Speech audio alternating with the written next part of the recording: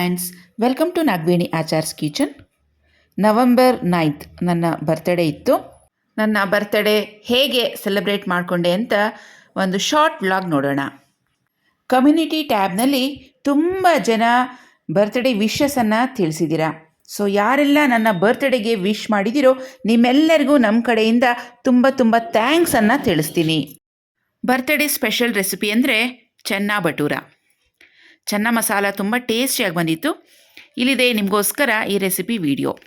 ಒಂದು ಅರ್ಧ ಚಿಪ್ಪಷ್ಟು ತೆಂಗಿನಕಾಯಿ, ಒಂದು 20 ಗೋಡಂಬಿ, 5ರಿಂದ 6 ಹಸಿಮೆಣಸಿನ್ಕಾಯಿ ಇವಿಷ್ಟನ್ನ ಪೇಸ್ಟ್ ಮಾಡ್ಕೋಬೇಕು. ಹಾಗೆಯೇ 3 ಟೊಮೆಟೊ, ಬೆಳ್ಳುಳ್ಳಿ ಶುಂಠಿ ಪೇಸ್ಟ್ಗೆ ಸ್ವಲ್ಪ ಬೆಳ್ಳುಳ್ಳಿ ಶುಂಠಿ ಕೂಡ ಇಟ್ಕೊಂಡಿದ್ದೀನಿ. ಅಂದರೆ ಇಷ್ಟೊಂದು ಬೆಳ್ಳುಳ್ಳಿ ಶುಂಠಿ ಪೇಸ್ಟ್ ಬೇಡ, 1ರಿಂದ 2 ಸ್ಪೂನಷ್ಟಾದರೆ ಸಾಕು. ಈ ಮೂರನ್ನು ಈಗ ಪೇಸ್ಟ್ ಮಾಡಿಕೊಂಡು ರೆಡಿ ಮಾಡಿ ಇಟ್ಕೊಂಡಿದ್ದೀನಿ. ಹಾಗೆಯೇ ಕಾಬೂಲ್ ಕಡಲೆಕಾಳು ಅಂತ ಏನು ಹೇಳ್ತೀವಿ, ಇದನ್ನು ರಾತ್ರಿಯೇ ನೆನೆಸಿಟ್ಟಿದ್ದೀನಿ. ಹಾಗೆಯೇ ಅದನ್ನು ನೆನೆಸಿಟ್ಟಿರೋದನ್ನ ಪ್ರೆಷರ್ ಕುಕ್ ಮಾಡಿ ಇಟ್ಕೊಂಡಿದ್ದೀನಿ. 4ರಿಂದ 5 ವಿಸಿಲ್ ಕೂಗಿಸ್ಕೋಬೇಕು. ನೋಡಿ, ಹೀಗೆ ಚೆನ್ನಾಗಿ ಬೆಂದಿರಬೇಕು. ಇದು ಉಪ್ಪೇನ ಹಾಕಿಲ್ಲ, ಹಾಗೆಯೇ ಬೇಯಿಸಿದ್ದೀನಿ. ಈ ಕಾಳು ಹಾಗೆ ತಿನ್ನೋದಕ್ಕೆ ತುಂಬ ಟೇಸ್ಟಿಯಾಗಿರುತ್ತೆ, ತುಂಬ ಚೆನ್ನಾಗಿರುತ್ತೆ. ಇದರಲ್ಲಿ 1-2 ಸ್ಪೂನಷ್ಟು ಕಡಲೆಕಾಳು ಬೆಂದಿರೋದನ್ನ ಮಿಕ್ಸಿಗೆ ಹಾಕ್ಕೊಂಡು ಸ್ವಲ್ಪ ತರಿಯಾಗಿ ಪೇಸ್ಟ್ ಮಾಡಿ ಇಟ್ಕೊಳ್ಳೋಣ. ಇದನ್ನು ಗ್ರೇವಿಗೆ ಹಾಕ್ಕೊಳ್ಳೋದಕ್ಕೆ ಗ್ರೇವಿ ಥಿಕ್ನೆಸ್ ಚೆನ್ನಾಗಿ ಬರುತ್ತೆ. ಸ್ವಲ್ಪ ನೀರು ಹಾಕಿ ಇದನ್ನು ಈ ರೀತಿಯಾಗಿ ತರಿಯಾಗಿ ರುಬ್ಬಿ ಇಟ್ಕೊಂಡಿದ್ದೀನಿ. ಈ ಕಡೆ ಭಟೂರ ಮಾಡೋದಕ್ಕೆ ಹಿಟ್ಟನ್ನು ರೆಡಿ ಮಾಡ್ಕೊಳ್ಳೋಣ. ಭಟೂರಾಗೆ ಮೈದಾ ಹಿಟ್ಟು ತೊಗೊಂಡಿದ್ದೀನಿ, ಅರ್ಧ kgಯಷ್ಟು. 1-2 ಟೇಬಲ್ ಸ್ಪೂನಷ್ಟು ಚಿರೋಟಿ ರವೆ, ಅಂದರೆ ರವೆ ಸಣ್ಣದಾಗಿರಬೇಕು, ಫೈನ್ ರವೆ ಅಂತ ಏನು ಹೇಳ್ತೀವಿ, 1-2 ಸ್ಪೂನಷ್ಟು ಹಾಕ್ಕೊಳ್ಳೋಣ. ಹಾಗೆಯೇ ಇದಕ್ಕೆ ರುಚಿಗೆ ತಕ್ಕಷ್ಟು ಉಪ್ಪು, ಒಂದು ಅರ್ಧ ಸ್ಪೂನಷ್ಟು ಹಾಕ್ಕೊಳ್ಳೋಣ. ಸಕ್ಕರೆ 1 ಟೀ ಸ್ಪೂನಷ್ಟು. ಹಾಗೆಯೇ ಬೇಕಿಂಗ್ ಪೌಡರನ್ನು ಯೂಸ್ ಮಾಡ್ತಾಯಿದ್ದೀನಿ. ನೋಡಿ, ಕೇಕ್ಗೆಲ್ಲ ಬಳಸ್ತೀವಲ್ವ, ಆ ಬೇಕಿಂಗ್ ಪೌಡರ್ 1 ಟೀ ಸ್ಪೂನಷ್ಟು ಹಾಕ್ತಾಯಿದ್ದೀನಿ. ಇದು ಹಾಕೋದ್ರಿಂದ ಪೂರಿ ಚೆನ್ನಾಗಿ ಫ್ಲಫಿಯಾಗಿ ಉಬ್ಬಿ ಬರುತ್ತೆ, ಸಾಫ್ಟಾಗಿರುತ್ತೆ, ಚೆನ್ನಾಗಿ ಬರುತ್ತೆ. ಆದ್ದರಿಂದ ಅದನ್ನು ಹಾಕ್ತಾಯಿದ್ದೀನಿ. ಇವಾಗ ಇದಿಷ್ಟು ಡ್ರೈ ಇಂಗ್ರೀಡಿಯೆಂಟ್ಸನ್ನು ಒಂದು ಸತಿ ಚೆನ್ನಾಗಿ ಮಿಕ್ಸ್ ಮಾಡ್ಕೊಂಬಿಡೋಣ. ಇವಾಗ ಮೊಸರು, ಗಟ್ಟಿ ಮೊಸರು 2ರಿಂದ 3 ಟೇಬಲ್ ಸ್ಪೂನಷ್ಟು ಹಾಕ್ಕೊಳ್ಳಿ. ಹಾಗೆಯೇ 1-2 ಟೇಬಲ್ ಸ್ಪೂನಷ್ಟು ಕುಕ್ಕಿಂಗ್ ಆಯಿಲನ್ನು ಕೂಡ ಹಾಕ್ತಾಯಿದ್ದೀನಿ. ಇವಿಷ್ಟನ್ನು ಒಂದು ಸತಿ ಚೆನ್ನಾಗಿ ಮಿಕ್ಸ್ ಮಾಡ್ಕೊಳ್ಳೋಣ. ಹಾಗೆಯೇ ಇದಕ್ಕೆ ಸ್ವಲ್ಪನೇ ನೀರನ್ನು ಸೇರಿಸ್ಕೊಳ್ತಾ ಗಟ್ಟಿಯಾಗಿ ಇದನ್ನು ಕಲಿಸ್ಕೋಬೇಕು. ಚಪಾತಿ ಹಿಟ್ಟು ಹೇಗೆ ಕಲಿಸ್ಕೊತೀವೋ ಅದಕ್ಕಿಂತ ಸ್ವಲ್ಪ ಗಟ್ಟಿಯಾಗಿ ಇದನ್ನು ಕಲಿಸ್ಕೊಳ್ಳೋಣ. ನೋಡಿ, ಈ ರೀತಿಯಾಗಿ ಚೆನ್ನಾಗಿ ನಾದಬೇಕಿದು. ಸುಮಾರು 5ರಿಂದ 10 ನಿಮಿಷ ಚೆನ್ನಾಗಿ ನಾದಬೇಕು. ಆಮೇಲೆ ಮೇಲಿಂದ ಒಂದು ಸ್ವಲ್ಪ ಆಯಿಲನ್ನು ಹಾಕಿ ಕ್ಲೋಸ್ ಮಾಡಿ ಇಟ್ಬಿಡೋಣ. ಆಯಿಲ್ ಹಾಕೋದ್ರಿಂದ ಹಿಟ್ಟು ಸಾಫ್ಟಾಗಿರುತ್ತೆ, ಡ್ರೈ ಆಗೋದಿಲ್ಲ. ಒಂದು ಪ್ಲೇಟನ್ನು ಕವರ್ ಮಾಡಿ ಇಟ್ಬಿಡೋಣ. 10ರಿಂದ 20 ನಿಮಿಷ ಇದು ಚೆನ್ನಾಗಿ ನೆನಿಬೇಕು. ಅಟ್ಲೀಸ್ಟ್ ಅರ್ಧ ಗಂಟೆ ನೆನೆದ್ರೂ ಭಟೂರ ಚೆನ್ನಾಗಿ ಬರುತ್ತೆ.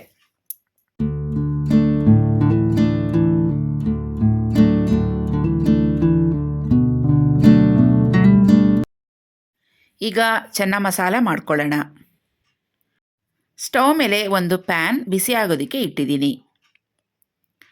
ಪ್ಯಾನ್ ಬಿಸಿ ಆದಮೇಲೆ 1-2 ಟೇಬಲ್ ಸ್ಪೂನಷ್ಟು ಕುಕ್ಕಿಂಗ್ ಆಯಿಲನ್ನು ಹಾಕ್ಕೊಳ್ಳೋಣ. ನಾನಿಲ್ಲಿ ಆಯಿಲನ್ನು ವುಡ್ ಪ್ರೆಸ್ಡ್ ಪೀನಟ್ ಆಯಿಲನ್ನು ಬಳಸ್ತಾ ಇದ್ದೀನಿ. ಎಣ್ಣೆ ಬಿಸಿ ಆದಮೇಲೆ 2 ಪಲಾವ್ ಎಲೆ, 1 ಪೀಸಷ್ಟು ಚಕ್ಕೆ, 2 ಏಲಕ್ಕಿ, 4ರಿಂದ 5 ಲವಂಗ, ಹಾಗೆಯೇ 2 ಮೀಡಿಯಮ್ ಸೈಜ್ ಈರುಳ್ಳಿ ಸಣ್ಣದಾಗಿ ಹೆಚ್ಚಿರೋದು, ಇದನ್ನು ಕೂಡ ಹಾಕ್ಕೊಳ್ಳೋಣ. ಈರುಳ್ಳಿ 50% ಅಷ್ಟು ಬೆಂದ ಮೇಲೆ ರೆಡಿ ಮಾಡ್ಕೊಂಡಿದ್ವಲ್ವ ಬೆಳ್ಳುಳ್ಳಿ ಶುಂಠಿ ಪೇಸ್ಟ್ 1ರಿಂದ 1.5 ಟೀ ಸ್ಪೂನಷ್ಟು ಹಾಕ್ಕೊಳ್ಳೋಣ. ಇವಾಗ ಬೆಳ್ಳುಳ್ಳಿ ಶುಂಠಿ ಪೇಸ್ಟ್ ಚೆನ್ನಾಗಿ ಮಿಕ್ಸ್ ಮಾಡ್ಕೊಳ್ಳೋಣ. ಹಾಗೆಯೇ ಇದ್ರ ಜೊತೆಗೆ ರುಬ್ಬಿರುವಂಥ ಟೊಮೆಟೊ ಪ್ಯೂರಿ ಕೂಡ ಹಾಕ್ತಾಯಿದ್ದೀನಿ. ಬೆಳ್ಳುಳ್ಳಿ ಶುಂಠಿ ಪೇಸ್ಟ್ ರುಬ್ಬುವಾಗ ಸ್ವಲ್ಪ ಉಪ್ಪು, ಸ್ವಲ್ಪ ಕುಕ್ಕಿಂಗ್ ಆಯಿಲ್, ಹಾಗೆಯೇ ಸ್ವಲ್ಪ ಅರಿಶಿನ ಇವಿಷ್ಟನ್ನು ಹಾಕಿ ಚೆನ್ನಾಗಿ ರುಬ್ಕೊಂಡು ಇಟ್ಕೊಂಡಿದ್ದೀನಿ. ಈಗ ಟೊಮೆಟೊ ಎಲ್ಲ ಚೆನ್ನಾಗಿ ಫ್ರೈ ಆಗಿದೆ ನೋಡಿ. ಇದಕ್ಕೆ ಮಸಾಲೆಗಳನ್ನು ಸೇರಿಸ್ಕೊಳ್ಳೋಣ. ಖಾರಕ್ಕೆ ರೆಡ್ ಚಿಲ್ಲಿ ಪೌಡರ್ 1ರಿಂದ 1.5 ಸ್ಪೂನಷ್ಟು, ಧನಿಯಾ ಪೌಡರ್ 2 ಸ್ಪೂನಷ್ಟು, ಹಾಗೆಯೇ ಎವರೆಸ್ಟ್ ಚೋಲೆ ಮಸಾಲ ಪುಡಿ 1ರಿಂದ 2 ಸ್ಪೂನಷ್ಟು ಹಾಕ್ಕೊಳ್ಳಿ. ಈಗ ಇದಕ್ಕೆ ಗರಂ ಮಸಾಲ ಸೇರಿಸ್ಕೋಬೇಕು. ಗರಂ ಮಸಾಲೆ ಇಲ್ಲ ಅಂತೇಳಿದ್ರೆ ಚಿಕನ್ ಮಸಾಲೆ ಕೂಡ ಹಾಕ್ಕೊಳ್ಳಿ. 1 ಸ್ಪೂನಷ್ಟು ಹಾಕ್ಕೊಳ್ಳಿ. ನಾನಿಲ್ಲಿ ಚಿಕನ್ ಮಸಾಲ ಪುಡಿ ಹಾಕ್ತಾಯಿದ್ದೀನಿ 1 ಸ್ಪೂನಷ್ಟು. ತುಂಬ ಚೆನ್ನಾಗಿ ಬರುತ್ತೆ ಗ್ರೇವಿ, ಒಮ್ಮೆ ಟ್ರೈ ಮಾಡಿ ನೋಡಿ. ಈ ಮಸಾಲೆಗಳೆಲ್ಲ ಚೆನ್ನಾಗಿ ಫ್ರೈ ಮಾಡ್ಕೊಳ್ಳೋಣ. ಆಯಿಲೆಲ್ಲ ಚೆನ್ನಾಗಿ ಬಿಟ್ಟು ಬರಬೇಕು, ಅಲ್ಲಿವರೆಗೂ ಇದನ್ನು ಚೆನ್ನಾಗಿ ಫ್ರೈ ಮಾಡ್ಕೋಬೇಕು. ಈಗ ರುಚಿಗೆ ತಕ್ಕಷ್ಟು ಉಪ್ಪು 1 ರಿಂದ 1.5 ಟೀ ಸ್ಪೂನಷ್ಟು ಇಡಿಸುತ್ತೆ. ಇದನ್ನೆಲ್ಲ ಒಂದ್ಸತಿ ಚೆನ್ನಾಗಿ ಮಿಕ್ಸ್ ಮಾಡ್ಕೊಂಡಿದ್ದೀನಿ. ಈಗ ಕಾಬೂಲ್ ಕಡಲೆಕಾಳನ್ನು ಬೇಯಿಸಿ ಇಟ್ಕೊಂಡಿದ್ನಲ್ವ, ಇದನ್ನು ಕೂಡ ಇವಾಗ ಸೇರಿಸ್ಕೊಳ್ತಾ ಇದ್ದೀನಿ. ಕಡಲೆಕಾಳು ಬೇಯುವಾಗ ಕಾಳಿಗೆ ಎಷ್ಟು ನೀರು ಅವಶ್ಯಕತೆ ಇದೆಯೋ ಅಷ್ಟು ನೀರನ್ನು ಹಾಕಿ ಬೇಯಿಸ್ಕೊಂಡ್ರೆ ಸಾಕು. 1 ರಿಂದ 1.5 ಗ್ಲಾಸಷ್ಟು ಹಾಕ್ಕೊಳ್ಳಿ, ಇಲ್ಲಾಂದರೆ ಕಾಳು ಮುಳುಗೋ ಅಷ್ಟು ಹಾಕ್ಕೊಳ್ಳಿ. ಇದನ್ನೆಲ್ಲ 2 ರಿಂದ 3 ನಿಮಿಷ ಚೆನ್ನಾಗಿ ಫ್ರೈ ಮಾಡ್ಕೊಳ್ಳೋಣ. ನೋಡಿ, ಮಸಾಲೆ ಎಲ್ಲ ಚೆನ್ನಾಗಿ ಕಾಳಿಗೆ ಹಿಡಿದಿದೆ. ಈಗ ಬೆಂದಿರುವಂಥ ಕಾಳು ತರಿಯಾಗಿ ರುಬ್ಕೊಂಡಿದ್ವಲ್ವ, ಇದನ್ನು ಕೂಡ ಈಗ ಸೇರಿಸ್ಕೊತಾ ಇದ್ದೀನಿ. ಹಾಗೆಯೇ ತೆಂಗಿನಕಾಯಿ, ಹಸಿಮೆಣಸಿನ್ಕಾಯಿ, ಗೋಡಂಬಿ ಪೇಸ್ಟ್ 3 ಮಿಕ್ಸ್ ಮಾಡಿ ರೆಡಿ ಮಾಡಿ ಇಟ್ಕೊಂಡಿದ್ವಲ್ವ, ಇದನ್ನು ಸೇರಿಸ್ಕೊಳ್ಳೋಣ. ಈ ಗ್ರೇವಿ ಎಷ್ಟು ಟೇಸ್ಟಿಯಾಗಿ ಸೂಪರಾಗಿರುತ್ತೆ ಅಂದರೆ, ಈಗ ಮದುವೆ ಮನೆಗಳಲ್ಲಿ ಪಾರ್ಟೀಸಲ್ಲಿ ಎಲ್ಲ ತಿಂದಿರ್ತೀವಲ್ವ ಚೆನ್ನ ಮಸಾಲ, ಅದೇ ಟೇಸ್ಟನ್ನು ಕೊಡುತ್ತೆ. ಇವಾಗ ನೀರು ಎಷ್ಟು ಬೇಕೋ ಅಷ್ಟು ನೋಡಿಕೊಂಡು ಹಾಕ್ಕೊಳ್ಳಿ. ಕಸೂರಿ ಮೇಥಿ ಹಾಕ್ಕೊಳ್ಳೋಣ. ಇದು ಮನೆಯಲ್ಲೇ ಮಾಡಿರುವಂಥ ಕಸೂರಿ ಮೇಥಿ. ಕಸೂರಿ ಮೇಥಿ ಅಂದರೆ ಒಣಗಿರುವಂಥ ಮೆಂತ್ಯದ ಎಲೆ. ಮೆಂತ್ಯ ಸೊಪ್ಪನ್ನು ಬಿಡಿಸ್ಬಿಟ್ಟು ಒಣಗಿಸಿ ನೆರಳಲ್ಲೇ ಅದನ್ನು ಡ್ರೈ ರೋಸ್ಟ್ ಮಾಡಿ ಪುಡಿ ಮಾಡಿ ಇಟ್ಕೊಂಡಿರುವಂಥ ಕಸೂರಿ ಮೇಥಿ ಇದು. ಈಗಾಗಲೇ ನಮ್ಮ ಚಾನಲ್ನಲ್ಲಿ ಕಸೂರಿ ಮೇಥಿ ಹೇಗೆ ಮಾಡೋದು ಅಂತ ತೋರಿಸಿದ್ದೀನಿ. ಹಾಗೆಯೇ ಒಂದು ಅರ್ಧ ಹಿಡಿಯಷ್ಟು ಕೊತ್ತಂಬರಿ ಸೊಪ್ಪನ್ನು ಕೂಡ ಹಾಕ್ಕೊಳ್ಳೋಣ. ಇದನ್ನೆಲ್ಲ ಒಂದ್ಸತಿ ಚೆನ್ನಾಗಿ ಈಗ ಮಿಕ್ಸ್ ಮಾಡಿಕೊಂಡು ಮತ್ತೆ ಲಿಡ್ಡನ್ನು ಕವರ್ ಮಾಡಿ ಇಟ್ಬಿಡೋಣ. ಇದೆಲ್ಲ ಚೆನ್ನಾಗಿ ಮಸಾಲೆ ಒಂದಕ್ಕೊಂದು ಬೆರೆತು ಆಯಿಲ್ ಬಿಟ್ಟು ಬರಬೇಕು, ಅಲ್ಲಿವರೆಗೂ ಇದನ್ನು ಬೇಯಿಸ್ಕೊಳ್ಳೋಣ. ಮಸಾಲೆ ಎಲ್ಲ ಚೆನ್ನಾಗಿ ಬೇಯುವಷ್ಟೊತ್ತಿಗೆ ಹಿಟ್ಟನ್ನು ಕಲಸಿಟ್ಟಿದ್ವಲ್ವ, ಅದನ್ನು ಚೆನ್ನಾಗಿ ನಾದ್ಕೊಳ್ತಾ ಇದ್ದೀನಿ. ಹಿಟ್ಟು ಒಂದು ಸುಮಾರು 20 ರಿಂದ 25 ನಿಮಿಷದಷ್ಟು ಚೆನ್ನಾಗಿ ನೆಂದೋಗಿದೆ. ಗ್ರೇವಿ ಎಲ್ಲ ಮಾಡೋಷ್ಟೊತ್ತಿಗೆ ಟೈಮ್ ಕೊಟ್ಟಿದ್ವಲ್ವ ನೆನೆಯೋದಕ್ಕೆ. ಇದನ್ನು ಮತ್ತೊಂದು ಸಲ ಚೆನ್ನಾಗಿ ನಾದ್ಕೊಂಡು ಚಿಕ್ಕ ಚಿಕ್ಕ ಉಂಡೆಗಳಾಗಿ ಮಾಡ್ಕೊಳ್ಳೋಣ. ಯೂಶ್ವಲಿ ಬಟೂರ ಅಂದರೆ ತುಂಬ ದೊಡ್ಡ ಸೈಜಲ್ಲಿರುತ್ತೆ, ದಪ್ಪ ಸೈಜ್ ಗಾತ್ರದಷ್ಟು ಹಿಟ್ಟನ್ನು ತೊಗೊಂಡು ಅದರಲ್ಲಿ ಬಟೂರ ಮಾಡ್ತಾರೆ. ಆ ಥರ ದೊಡ್ಡ ದೊಡ್ಡ ಸೈಜಲ್ಲಿ ಮಾಡಬೇಕು ಅಂದರೆ ದೊಡ್ಡ ಬಾಣಲಿ ಇಡಬೇಕು, ಎಣ್ಣೆ ಜಾಸ್ತಿ ಇಡಬೇಕು. ನಾನು ಪ್ಯಾನ್ ಏನಿದೆ ಮಾಡೋದಕ್ಕೆ ಬಾಣಲಿ ಅದನ್ನು ಚಿಕ್ಕದಾಗೆ ತೊಗೊಂಡಿದ್ದೀನಲ್ವ, ಆದ್ದರಿಂದ ಕಮ್ಮಿ ಎಣ್ಣೆ ಇಡಿಸಿದೆ. ಚಿಕ್ಕ ಚಿಕ್ಕ ರೆಗ್ಯುಲರ್ ಪೂರಿ ಹೇಗೆ ಮಾಡ್ತೀವೋ ಅದಕ್ಕಿಂತ ಸ್ವಲ್ಪ ದಪ್ಪವಾಗಿ ಮಾಡ್ತಾಯಿದ್ದೀನಿ. ಬಾಣಲಿಯಲ್ಲಿ ಎಣ್ಣೆ ಚೆನ್ನಾಗಿ ಕಾಯೋದಕ್ಕೆ ಇಟ್ಟಿದೆ. ಎಣ್ಣೆ ಚೆನ್ನಾಗಿ ಕಾದಿದೆ. ಇವಾಗ ಒಂದೊಂದಾಗಿ ಈ ಪೂರಿಗಳನ್ನು ಹಾಕ್ಕೊಂಡು ಫ್ರೈ ಮಾಡ್ಕೊಳ್ಳೋಣ. ಪೂರಿ ಹಾಕಿದ ತಕ್ಷಣವೇ ಅದ್ರ ಮೇಲಿಂದ ಸ್ವಲ್ಪ ಎಣ್ಣೆ ಹಾಕಬೇಕು, ಬಿಸಿ ಬಿಸಿ ಎಣ್ಣೆ.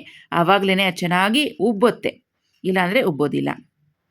ನೋಡಿ ಈ ರೀತಿಯಾಗಿ. ಇದು ತುಂಬ ಸಾಫ್ಟಾಗಿರುತ್ತೆ, ತಿನ್ನೋದಕ್ಕೆ ಸ್ವಲ್ಪ ಬ್ರೆಡ್ ಹೇಗೆ ತಿಂತೀವೋ ಅದೇ ಥರನೇ ಇರುತ್ತೆ ಟೆಕ್ಸ್ಚರ್. ಇದು ರೆಗ್ಯುಲರ್ ಗೋಧಿ ಹಿಟ್ಟಿನಲ್ಲಿ ಪೂರಿ ಮಾಡ್ತೀವಲ್ವ, ಆ ಥರ ಇರೋದಿಲ್ಲ. ಗೋಧಿ ಹಿಟ್ಟಿನಲ್ಲಿ ಮಾಡೋವಂಥ ಪೂರಿ ಬೇರೆ ಥರ ಇರುತ್ತೆ, ಇದೇ ಬೇರೆ ಥರ ಬರುತ್ತೆ. ಇದೊಂದು ಸ್ವಲ್ಪ ದಪ್ಪ ಇರುತ್ತೆ. ನೋಡಿ ಹೀಗೆ ಎಣ್ಣೆನ ಸ್ವಲ್ಪ ಸ್ಪೂನಿಂದ ಈ ಥರ ಮೇಲಿಂದ ಹಾಕಿದ್ರೆ ಚೆನ್ನಾಗಿ ಉಬ್ಬಿ ಬರುತ್ತೆ. ಇದಕ್ಕಿಂತ ಬೇಕಾದ್ರೆ ನೀವು ದೊಡ್ಡ ಸೈಜ್ನಲ್ಲಿ ಮಾಡ್ಕೋಬೋದು. ನನಗಿದಿಷ್ಟು ಸಾಕು ಅನ್ನಿಸ್ತು. ನೋಡಿ, ನಮ್ಮ ಬಟೂರ ರೆಡಿಯಾಗಿದೆ.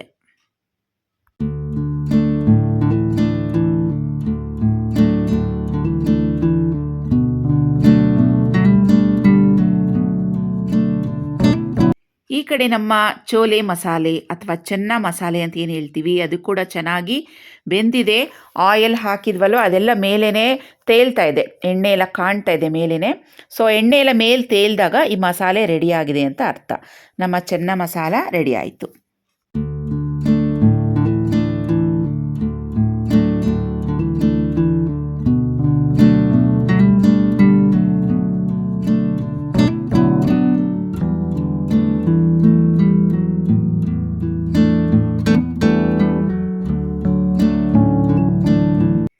ಇವತ್ತು ತುಂಬಾ ಮಳೆ ಬರ್ತಾ ಇದೆ, ಬೆಳಗ್ಗೆನೇ ಸ್ಟಾರ್ಟ್ ಆಗಿದೆ.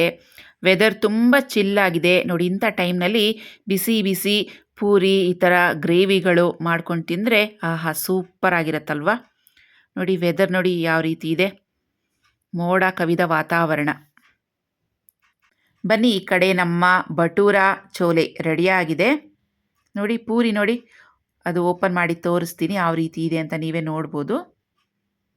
ಬನ್ ಹೇಗಿರುತ್ತೋ ಅದೇ ಥರನೇ ಇರುತ್ತೆ. ನೋಡಿ ಒಳಗಡೆ ಲೇಯರ್ಸ್ ನೋಡಿ ಯಾವ ರೀತಿ ಬಂದಿದೆ. ಬನ್ ಅಥವಾ ಬ್ರೆಡ್ ಎಲ್ಲ ಹೇಗಿರುತ್ತೋ ಅದೇ ಥರನೇ ಬರುತ್ತೆ. ಇದು ಬೇಕಿಂಗ್ ಪೌಡರ್ ಹಾಕಿರ್ತೀವಲ್ವ, ಆದ್ದರಿಂದ ಈ ಥರ ಬರುತ್ತೆ ನಮಗೆ. ರೆಗ್ಯುಲರ್ ಆಗಿ ಗೋಧಿ ಹಿಟ್ಟಿನಲ್ಲೂ ಸಹ ಇದೇ ಥರ ಮಾಡ್ಕೋಬೋದು.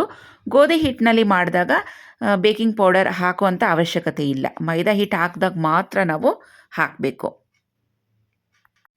ಚೋಲೆ ಭಟೂರ ಎಲ್ಲರೂ ತಿಂದಿದ್ದಾಗಿದೆ. ಲಾಸ್ಟ್ಗೆ ಈಗ ನಾನು ಮಾಡ್ಕೊಂಡು ತಿಂತಾ ಇದ್ದೀನಿ. ಸೊ 2 ಅಥವಾ 3 ತಿಂದರೆ ಸಾಕು, ಹೊಟ್ಟೆ ತುಂಬೋಗುತ್ತೆ. ಯಾಕಂದರೆ ಚೆನ್ನ ಮಸಾಲೆ ಎಲ್ಲ ಇರುತ್ತಲ್ವಾ. ಸೊ ತುಂಬಾ ಸಾಫ್ಟಾಗಿ ತುಂಬಾ ಟೇಸ್ಟಿಯಾಗಿ ಬಂದಿತ್ತು. ಚೆನ್ನ ಮಸಾಲೆ ಅಂತೂ ತುಂಬಾ ಅದ್ಭುತವಾಗಿತ್ತು. ಒಮ್ಮೆ ನೀವು ನಾನು ಹೇಳಿದಂಥ ಇಂಗ್ರೀಡಿಯೆಂಟ್ಸನ್ನು ಹಾಕಿ ಟ್ರೈ ಮಾಡಿ ನೋಡಿ. ಇದು ಈವ್ನಿಂಗ್ ನನ್ನ ಬರ್ತ್ಡೇ ಸೆಲೆಬ್ರೇಷನ್. ತುಂಬ ಗ್ರ್ಯಾಂಡಾಗಿ ಏನು ಸೆಲೆಬ್ರೇಟ್ ಮಾಡ್ಕೊಂಡಿಲ್ಲ, ತುಂಬಾ ಸಿಂಪಲಾಗಿ ಮಾಡಿದಷ್ಟೇ. ಬೆಳಗ್ಗೆ ಚೆನ್ನ ಮಸಾಲ ಪೂರಿ ಅಂದರೆ ಚೋಲೆ ಭಟೂರ ಮಾಡಿದ್ದೆ. ಸೊ ಈವ್ನಿಂಗ್ ಕೇಕ್ ಕಟ್ಟಿಂಗ್ ಮಾಡಿದಷ್ಟೇ, ಬೇರೆ ಏನೂ ರೆಸಿಪಿಗಳನ್ನು ನಾನು ಮಾಡೋದಕ್ಕೆ ಹೋಗಲಿಲ್ಲ. ಸೊ ರಾತ್ರಿ ಡಿನ್ನರ್ಗೆ ಹೊರಗಡೆ ಹೋಗ್ತಾ ಇದ್ದೀವಿ. ಮಕ್ಕಳೆಲ್ಲ ಪ್ಲ್ಯಾನ್ ಮಾಡಿದ್ದಾರೆ ಹೊರಗಡೆ ಹೋಗೋಣ ಅಂಥೇಳಿ. ಹೊರಗಡೆ ಡಿನ್ನರ್ಗೆ ಹೋಗ್ತಾ ಇದ್ದೀವಿ.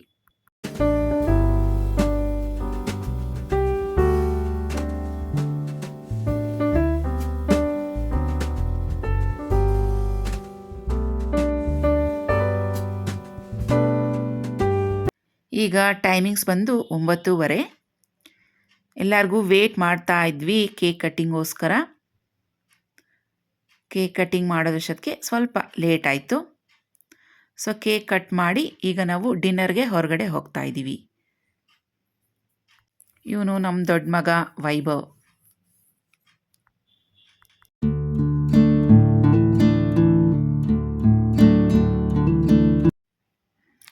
ಇವರು ಯಾರು ಅಂತ ನಿಮ್ಗೆಲ್ಲರಿಗೂ ಗೊತ್ತಿದೆ ಅಲ್ವಾ, ಪ್ರೀತಮ್. ಇವನು ನಮ್ಮ ಕೊನೆಯ ಮಗ. ಹಾಗೆಯೇ ಇವನು ಚರಣ್, 2ನೇ ಮಗ. ಇವನು ಜಾಸ್ತಿ ವಿಡಿಯೋಗಳಲ್ಲಿ ಕಾಣಿಸ್ಕೊಳ್ಳಲ್ಲ. ಇವನು ನಮ್ಮ ಮೈದ್ನನ ಮಗ ಪ್ರಜ್ವಲ್. ಝೂಬಿಗೂ ಕೂಡ ಕೇಕ್ ಬೇಕು ಅಂತ ತುಂಬ ಗಲಾಟೆ ಮಾಡ್ತಿತ್ತು. ಸ್ವಲ್ಪ ಚಿಕ್ಕ ಪೀಸನ್ನು ಕೊಟ್ವಿ. ಸೊ ನನ್ನ ಬರ್ತಡೆಗೆ ವಿಶ್ ಮಾಡೋದಕ್ಕೆ ಅಂತ ಹರ್ಷಿತಾ, ಹರಿಣಿ ಹಾಗೆ ನನ್ನ ತಂಗಿ ಕೂಡ ಬಂದಿದ್ದರು. ಇದು ನಮ್ಮ ಫ್ಯಾಮಿಲಿ ಪಿಕ್.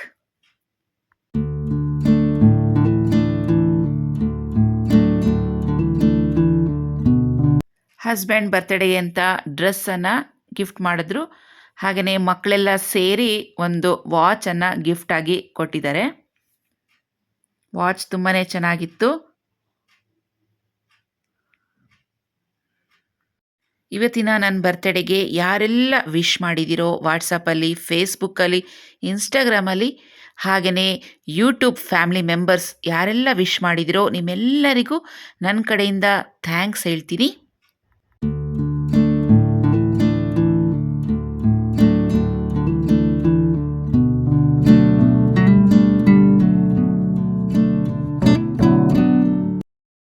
ನೈಟ್ ಡಿನ್ನರ್ಗೆ ನಾನ್ ವೆಜ್ ಬೇಕು ಅಂತ ಕೇಳಿದ್ರು ಹುಡುಗರೆಲ್ಲ. ಆದ್ದರಿಂದ ನಾನ್ ವೆಜ್ ಹೋಟೆಲ್ಗೆ ಬಂದಿದ್ದೀವಿ. ಸೊ ಕುಲ್ಚಾ, ದಾಲ್ ಮತ್ತು chicken ghee roast, lemon chicken, kebab, biryani ಈ ಥರ ಎಲ್ಲ ಆರ್ಡರ್ ಮಾಡಿದರು ಮಕ್ಕಳು. ಪ್ರತಿಯೊಂದು ವಿಡಿಯೋ ಮಾಡೋದಕ್ಕೆ ಆಗಲಿಲ್ಲ. ಎಷ್ಟು ವಿಡಿಯೋ ಮಾಡೋದಕ್ಕೆ ಆಯಿತೋ ಅಷ್ಟು ಮಾತ್ರ ನಾನು ವಿಡಿಯೋ ಕವರೇಜನ್ನು ಮಾಡಿದ್ದೀನಿ. ಚಿಕನ್ ಗೀ ರೋಸ್ಟ್ ತುಂಬಾ ಚೆನ್ನಾಗಿತ್ತು, ತುಂಬ ಟೇಸ್ಟಿಯಾಗಿ ಮಾಡಿದರು. ನಾವು ಯಾವಾಗಲೂ ಇದೇ ಹೋಟೆಲ್ಗೆ ರೆಗ್ಯುಲರ್ ಆಗಿ ಬರ್ತೀವಿ. ಬಸವೇಶ್ವರ ನಗರಲ್ಲಿ ಹೋಟೆಲ್ ನಮನ ಅಂತಿದೆ. ಸೊ ಇಲ್ಲಿ ತುಂಬ ಚೆನ್ನಾಗಿ ಮಾಡ್ತಾರೆ, ರೆಸಿಪೀಸು ಕ್ಲೀನಾಗಿ ಮಾಡ್ತಾರೆ. ಆದ್ದರಿಂದ ನಾವು ಯಾವುದೇ ಸೆಲೆಬ್ರೇಷನ್ ಪಾರ್ಟೀಸ್ ಮಾಡ್ಕೋಬೇಕು ಅಂದ್ರೂ ಇಲ್ಲೇ ಬರ್ತೀವಿ. ಸೊ ನಮ್ಮ ಹಸ್ಬೆಂಡ್ ಆ ಕಡೆ ಟೇಬಲ್ಗೆ ಶಿಫ್ಟ್ ಆಗಿಬಿಟ್ಟಿದ್ದಾರೆ, ಪ್ಲೇಸ್ ಇಲ್ಲ ಅಂತ.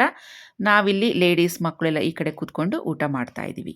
ಒಟ್ಟಿನಲ್ಲಿ ಬರ್ತಡೇ ದಿವಸ ಪ್ರತಿಯೊಬ್ಬರು ಚೆನ್ನಾಗಿ ಮಕ್ಕಳು ಎಂಜಾಯ್ ಮಾಡಿದ್ರು.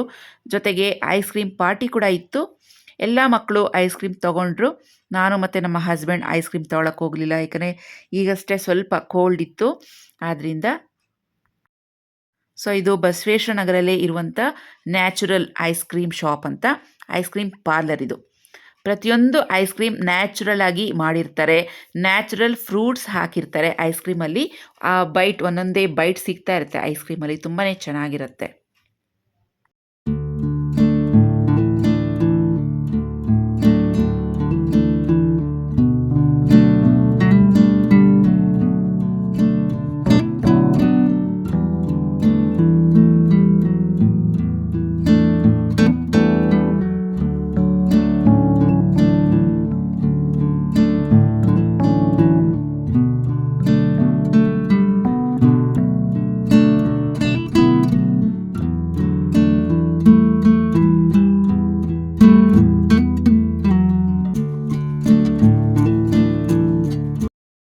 ಸೊ ಐಸ್ ಕ್ರೀಮ್ ಪಾರ್ಟಿ ಕೂಡ ಮುಗೀತು. ಈಗೆಲ್ಲ ಮನೆಗಳಿಗೆ ಹೊರಡ್ತಾ ಇದ್ದೀವಿ. ಸೊ ಹರ್ಷಿತಾ ಹರಣಿನ ಡ್ರಾಪ್ ಮಾಡಬೇಕಾಗಿತ್ತು. ಅವರನ್ನು ಡ್ರಾಪ್ ಮಾಡಿಬಿಟ್ಟು ಮನೆಗೆ ಆಮೇಲೆ ನಾವು ನಮ್ಮ ಮನೆಗೆ ಹೋದ್ವಿ.